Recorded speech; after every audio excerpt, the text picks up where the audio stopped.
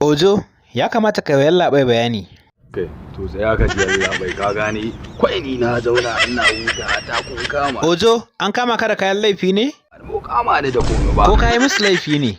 Biyan laifin ta ne ban komai ba. Biyan laifin wani laifi ne. To amma ina ganin kamar kai mai laifi ne. Ba mai laifi ba ne ba. To yallaɓai ka ji abin da ya ce, shi bai san laifin da ya ba. Oh, ba ka san laifin da kai ba? Ojo yallaɓai yana tambayar ka ba shi amsa. Ni ban ba laifin ta na aikata da me yau kama ni. Yallaɓai, me kake so ka gaya wa Ojo tunda ya ce shi bai laifin komai ba? Duk mutumin da ya shiga tsakanin officer da budurwarsa. Idan mutum ya shiga tsakanin yallaɓai da budurwarsa, to me zai faru da shi? To ba zai zauna lafiya ba. Ojo ka ji abin da yallaɓai ya ce, kai kuma me zaka ce? Budurwa kuma. A kama jiran kwatance ne. Ya budurwa ce ni ba nan sabgar tattara da ita. Yallaɓai ka ji abin da Ojo ya faɗa, kai kuma me zaka ce? Okay, daga wani gida ka fito yanzu? Ojo ka ji tambayar yallaɓai gare ka. Ai Faiza. Oh yes, ai kauka masai. Ka gane yarinya da yallaɓai yake faɗi? Nan lokutan yarinyar hantan wannan ce ma kakkama wani walar da kanka. To kenan kuna soyayya ne a tsakaninku? Da ita ba na son ta ba ta suna ba na ba tsakanina da ita. Ma nan ne sai ma an zama yaron ka rika luran ma da komai da komai da yake. Yallaɓai ka ji abin da Ojo ce, ba komai a tsakaninsu. Ya kake ganin za a yi? Kai, kar ka raina min hankali. Barkacin ga maka. Duk mutumin da shiga tsakanin officer da budurwarsa. Yallaɓai yanzu kenan me za ka yi wa Ojo? Zaman lafiya ya kare masa. Zan iya kokari na a cikin raba shi zaman lafiya shi ma rayuwarsa. Shine iya abin da zaka mai kenan? I hope you understand.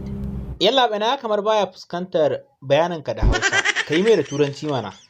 Anybody who tries to put tsakanin officer da yarinyarsa definitely zan raba shi zaman lafiya. Ojo ka ji abin da yallaɓai ya faɗa. Kai kuma me zaka ce?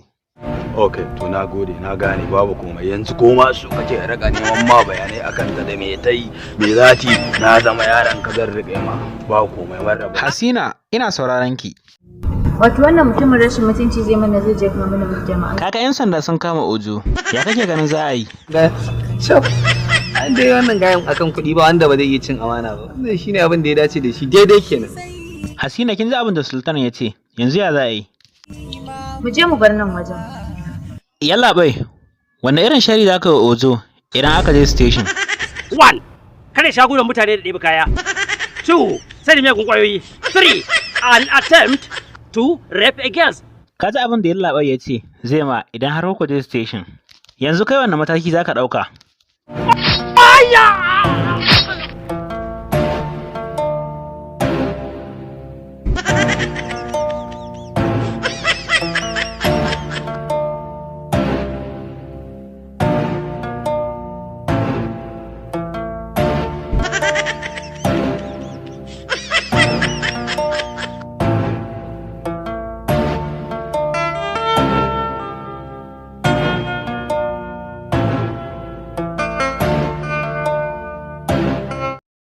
To, masu kallonmu, a nan za mu dakata a wannan interview namu.